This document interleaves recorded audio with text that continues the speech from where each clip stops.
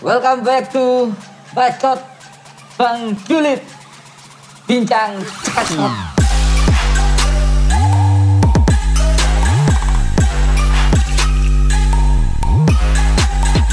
Ya, udah masuk ke episode 4 kali ini ya. Yang kemarin banyak komentar kalau tangannya doang yang gerak-gerak. Kampret, udah ketahuan sama kalian ya.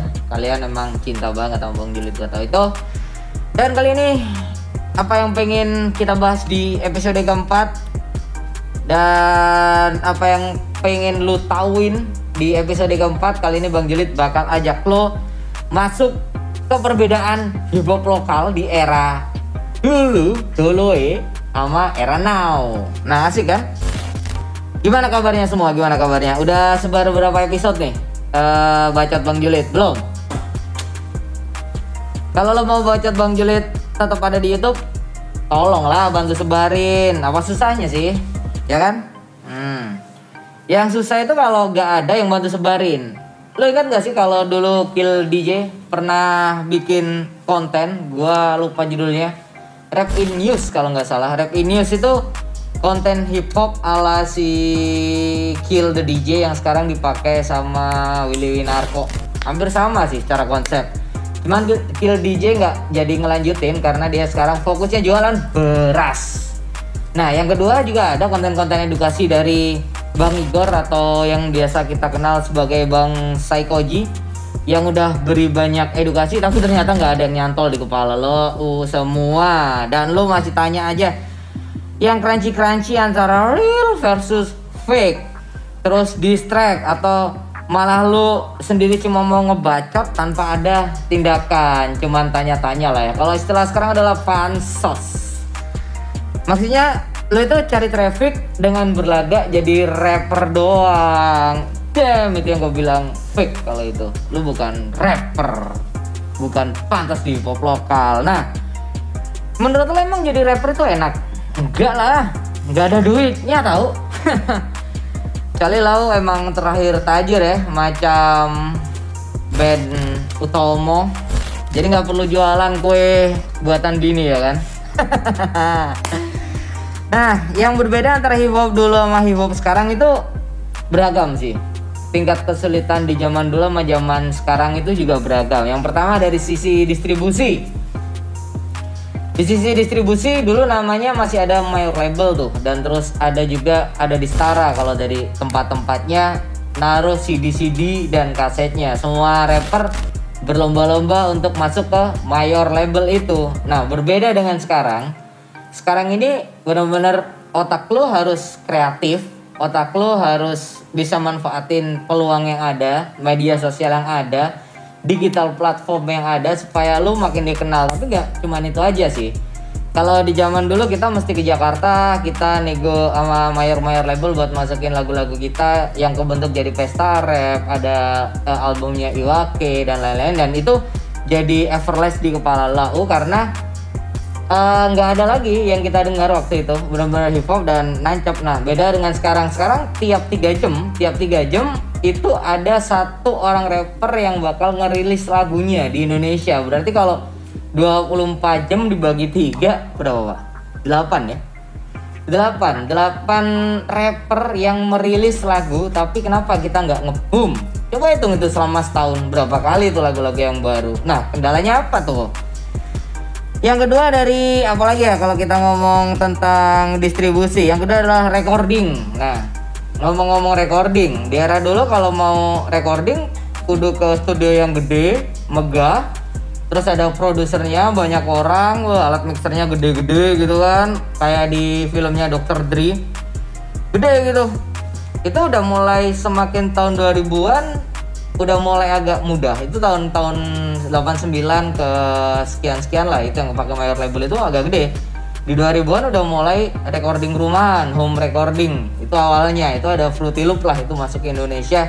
Jadi dari alat musik analog menjadi digital. Mulailah itu namanya. Tapi pentungannya sih sama, tung tak tung seperti itu, nggak terlalu beragam seperti sekarang yang semakin macem-macem alat digital yang digunakan. Tapi lagi Yang berbeda adalah uniqueness keseragaman. Nah, kenapa sempat ada omongan 2000 itu era-eranya hip hop lokal bener-bener beragam, karena bener-bener flow itu nggak ada yang sama, terus tema yang dibawa nggak ada yang sama. Lau mungkin kenal sama Randy Jerk, ada Iqbal terkenal sebagai seorang disser.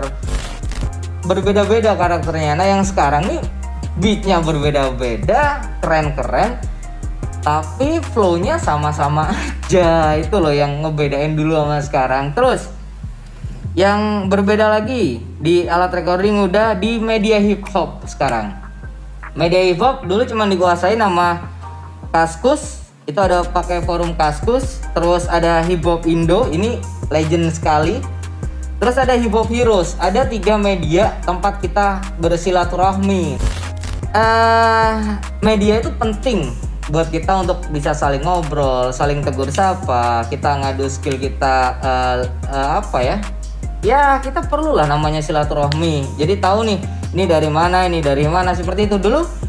Kalau ngomong di forum-forum yang udah ada ya di zaman Hip Hop Indo, ada yang ikutan Hip Hop Indo? Nggak ada ya? Masih muda.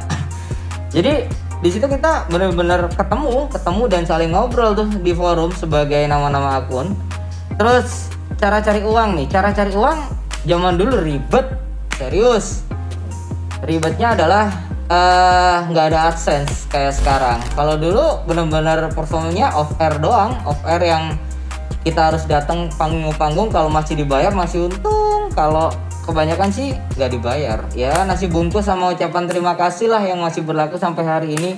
Kalau sekarang lu bisa pakai AdSense, ya banyak kok yang udah cari duit dari AdSense YouTube. Tergantung lu sih nge-build karakter lu seperti apa. Nah selanjutnya untuk yang terakhir yang lu semua selalu bilang ini movement. Enggak, dari dulu itu namanya event, bukan movement. Kalau gue bilang sih movement itu gak harus lo bikin event. Banyak hal yang bisa lo lakuin atas nama movement. Jangan dijadikan event hip hop buat lo bilang itu sebagai movement. Enggak, beda. Kalau dulu ketika ada event hip hop, dari Jogja datang, dari Jakarta datang, dari Surabaya datang, itu benar-benar pakai duit pribadi bro. Jadi benar-benar kita extra effort lah kalau zaman dulu buat saling ketemu, saling tegur sapa, saling kita berpelukan. Kalau sekarang bisa aja sih lo bikin event hip hop yang datang cuma komunitas lo. Kadang orang yang di-invite juga nggak datang. Kadang ada gap-gapan antara komunitas A dan komunitas B karena yang bikin event komunitas A, komunitas B nggak datang. Men, kita sebut movement itu sebagai apa? Jadi nggak perlu kita saling menjatuhkan lah ya. Kita nggak perlu saling menjatuhkan karena di tiap generasi selalu ada tantangan yang berbeda dan selalu ada yang menjadi kiblat utama kemana. Yang Bang Julid sedihin saat ini adalah ada isu tentang yang muda nggak ngehormatin yang tua juga nggak, istilahnya apa ya, nggak ngasih jalan.